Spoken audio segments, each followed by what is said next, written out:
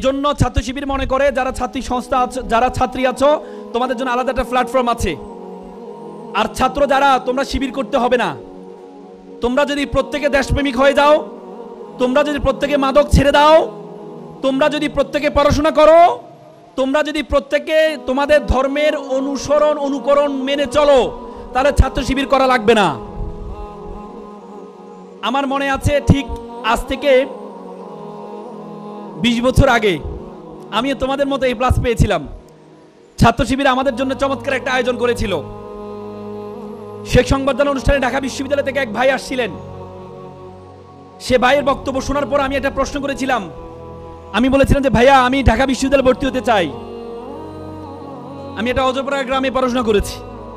তিনি আমাকে বলেছে, তুমি ঢাকা বিশ্ববিদ্যালয়ে যদি ভর্তি হতে চাও, তাহলে তুমি যে প্রতিষ্ঠানে আছো সেই প্রতিষ্ঠানের পাশাপাশি তোমাকে আরেকটা প্রতিষ্ঠানে ভর্তি হইতে হবে। তা আমার একটা খটকা লাগলো, একটা প্রতিষ্ঠানে পড়ছি আবার আরেক প্রতিষ্ঠানে ভর্তি হইতে হবে, এটা কেমন কথা? তখন তিনি আমাকে বললো, আমি বললাম ভাই সে প্রতিষ্ঠানের নামটা কি? তিনি বললো সে প্রতিষ্ঠানের নাম হচ্ছে বাংলাদেশ ইসলামী ছাত্র শিবির। সেদিন ওনার কথাটা আমার বিশ্বাস হয়নি। পরে দেখেছি আমাদেরকে A+ সংবর্ধনা দেওয়ার পরে আমাদেরকে কাগজ দিয়েছে যে তোমরা যে 2 মাস বসে থাকবা না, তোমাদের জন্য আমরা ইংলিশ ফাউন্ডেশন কোর্সের ব্যবস্থা করেছি। আমাদেরকে ইংলিশ ফাউন্ডেশন কোর্সে ভর্তি করাই দেয়। তারপরে যখন ইন্টারে ভর্তি হলাম, আমাদের জন্য নবীনবরণ আয়োজন করেছে। করার পর আমাদের জন্য একাডেমিক কোচিং সেন্টার নিয়ে আসলো, বললো যে একাডেমিক কোচিং সেন্টারে ভর্তি হয়ে এসএসসির মতো এসএসসিতে তুমি A+ নিশ্চিত করো। ইন্টারও A+ পেলাম। পাওয়ার পর ছাত্র শিবির বলল, তুমি যদি মেডিকেলে ভর্তি হতে চাও তাহলে তোমার জন্য রেটিনা মেডিকেল কোচিং আছে। তুমি যদি বিশ্ববিদ্যালয়ে ভর্তি হতে চাও তাহলে তোমার জন্য ফোকাস আছে। আমাদেরকে গ্রাম থেকে নিয়ে ফোকাসে ভর্তি করিয়ে দেয়। সেদিন ভাইদের এত কেয়ার পেয়েছিলাম। পরবর্তীতে সে 4 মাসের মাথায় ভর্তি পরীক্ষায় 123তম হয়েছিলাম আমি এটি এজন্য বলছি তোমাদেরকে, it's the only one contribution of Bangla ইসলামী ছাত্র শিবির। ছাত্র শিবির বলে তুমি ছাত্র শিবির করা লাগবে না।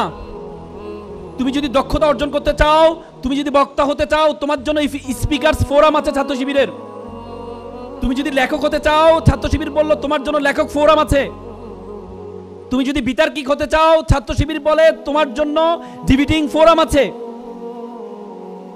তুমি যদি তথ্য প্রযুক্তি নির্ভরতা করতে চাও, ছাত্র শিবির বলে তোমার জন্য তথ্য প্রযুক্তি বিভাগ আছে।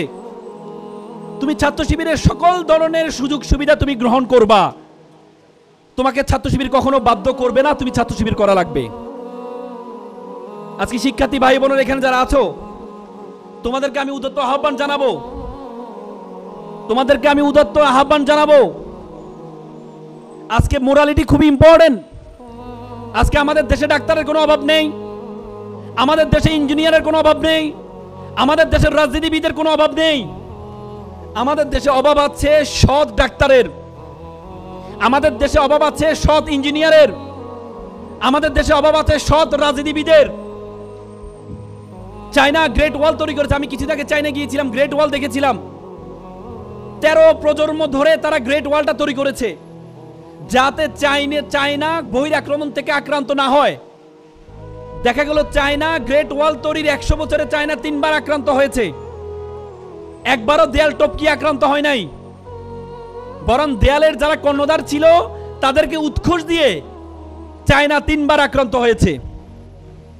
চায়না তার দেশ রক্ষার জন্য দেয়াল তৈরি করেছে, কিন্তু দেয়ালটা দেখভাল করবে যারা মানুষ, সে মানুষকে সৎ করার জন্য কোনো উদ্যোগ গ্রহণ করে নাই।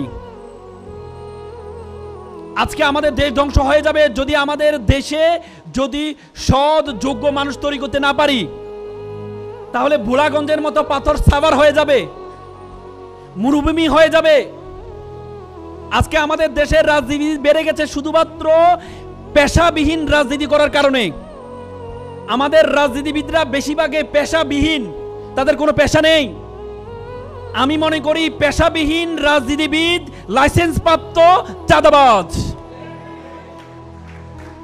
কারণ তাকে তার গ্রুপ চালাইতে হয়, তাকে তার কোরাম মেনটেন করতে হয়। সে কোরাম মেনটেন করার জন্য সে বাধ্য হয় চাঁদাবাজি করতে, নতুবা সে বাধ্য হয় পাথর চুরি করতে।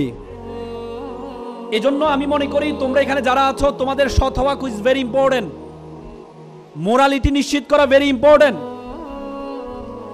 সুতরাং সেটির জন্য তোমাদের দক্ষ হইতে হবে। আমার মনে আছে আমি একবার একটা পত্রিকা পড়ছিলাম, জয়পুরহাটের একটা ভ্যান চালকের ছেলে আকাশ বুয়েটে চান্স পেয়েছে।